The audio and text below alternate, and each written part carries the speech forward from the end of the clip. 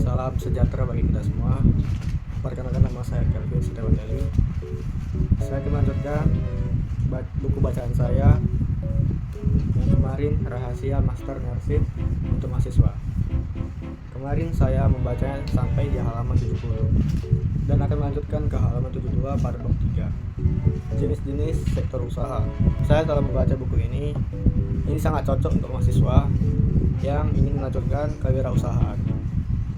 Di sini ada beberapa contoh jenis-jenis kewirausahaan atau sektor-sektor usaha. Yang pertama ada sektor usaha berbentuk perdagangan. Nah, yang dimana ada satu contoh. Pertama ada usaha perdagangan retail atau eceran. Usaha perdagangan retail eceran ini adalah usaha perdagangan di mana penjualan barang langsung tertuju kepada konsumen akhir pengguna barang tersebut.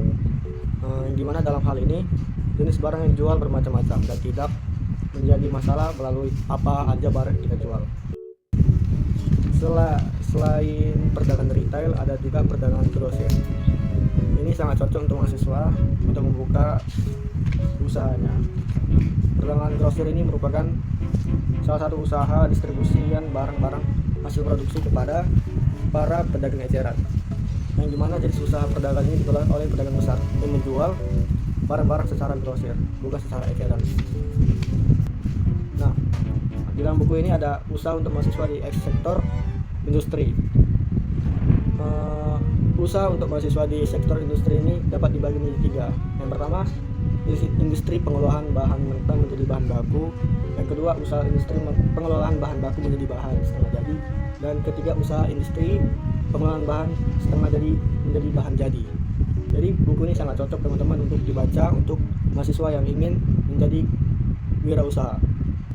Yang ketiga, ada usaha menjadi sektor jasa. Usaha sektor jasa ini sangat banyak di kalangan mahasiswa teman-teman. Jenis sektor usaha ini dalam buku ini tidak ada pembagiannya, yang dimana kedua jenis sektor usaha sebelumnya melainkan hanya memiliki ciri-ciri khusus yang khas bahwa produk yang ditawarkan tidak berwujud dan hanya bisa dirasakan manfaatnya.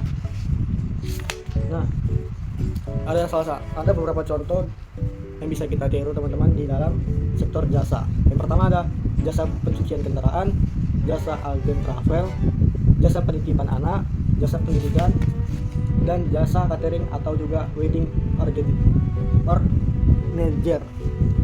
Nah, jika teman-teman juga mempunyai hobi desain grafis, di sini juga bisa kita membuka jasa desain grafis teman-teman. Nah, yang keempat ada usaha untuk mahasiswa di sektor agraris.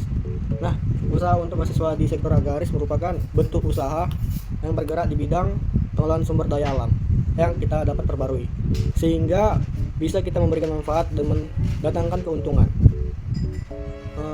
Sektor agraris ini bisa dijalankan oleh mahasiswa, diantara meliputi peternakan, perkebunan, pertanian, perikanan, dan lain-lainnya. Nah, contohnya ada peternakan, yang dimana sebuah usaha yang membudidayakan hewan-hewan yang memiliki nilai jual di masyarakat yang mungkin akan dimanfaatkan tenaganya, dinikmati suara atau kicau-kicauan seperti burung berkicau, diolah menjadikan makanan dan sebagainya. Dan perkebunan juga teman-teman bisa kita manfaatkan.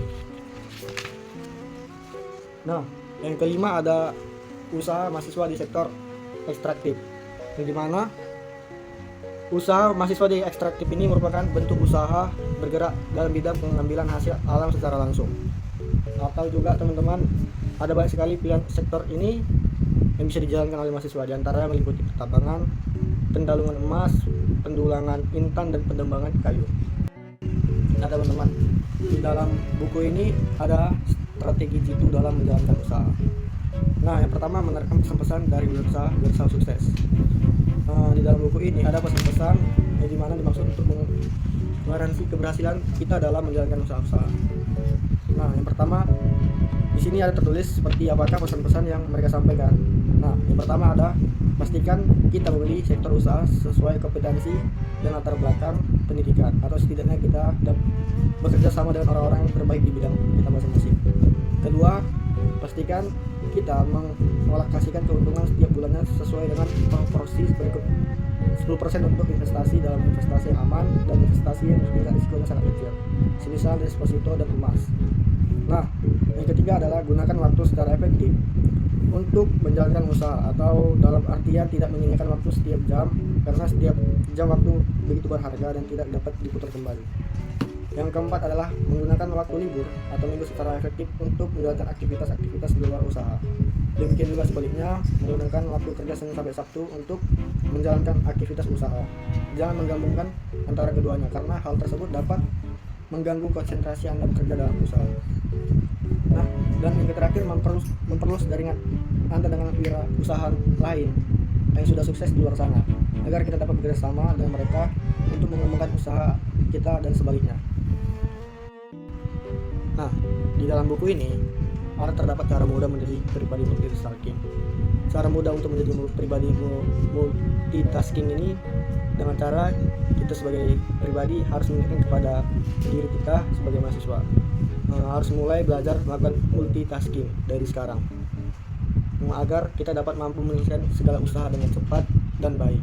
Sebab jika nantinya kita memutuskan untuk mulai menjalankan sebuah usaha, tentu akan banyak tenaga, pikiran, dan waktu yang tersisa. Nah, yang pertama ada mulai membiasakan diri mengerjakan beberapa kegiatan yang masih berhubungan dan membuat urutan skala prioritas. Dan juga ada yang ketiga, membangun kepercayaan diri. Cara mudah untuk menjadi pribadi multitasking yang ketiga adalah membangun kepercayaan diri, teman-teman. Dalam artian percaya diri bahwa percaya diri bahwa Anda mampu melakukannya. Jangan bertindak sebaliknya atau pesimis untuk bisa melakukan multitasking, karena hal tersebut akan menghambat diri kita untuk bisa memiliki kemampuan melakukan multitasking. Lalu yang keempat ada meningkatkan kompetensi, dan yang kelima ada mengembangkan hobi positif. Kenapa kita dibilang bahwa mengembangkan hobi positif? Ya, karena menjadi pribadi terampil dan kita harus mengembangkan hobi positif kita. Nah, kesimpulan bisa kita ambil dari buku ini, yaitu Master Partnership adalah konsep pengembangan kewirausahaan tingkat lanjut yang mendekatkan pada pengusahaan, keterampilan bisnis inovasi, dan kepemimpinan, sehingga sasaran perusahaan tidak hanya sekedar membuka usaha, tetapi mampu menjadi master dalam mengolah, mengembangkan, dan memperluas bisnisnya. Jadi kesimpulan di dalam buku ini adalah mahasiswa seperti kita tidak cukup hanya berani mulai usaha, tetapi kita harus belajar menjadi master trainer yang mampu mengolah risiko, memimpin tim, berinovasi terus-menerus, dan menjaga keberlangsungan bisnis agar memberikan dampak nyata bagi masyarakat dan perekonomian. Intinya kita lebih berinovasi, mengembangkan ide dalam melakukan bisnis, teman-teman. Jangan takut menyerah, apalagi mudah stres, itu sangat berpengaruh. Itu saja menjadi kesimpulan saya dalam membaca buku ini.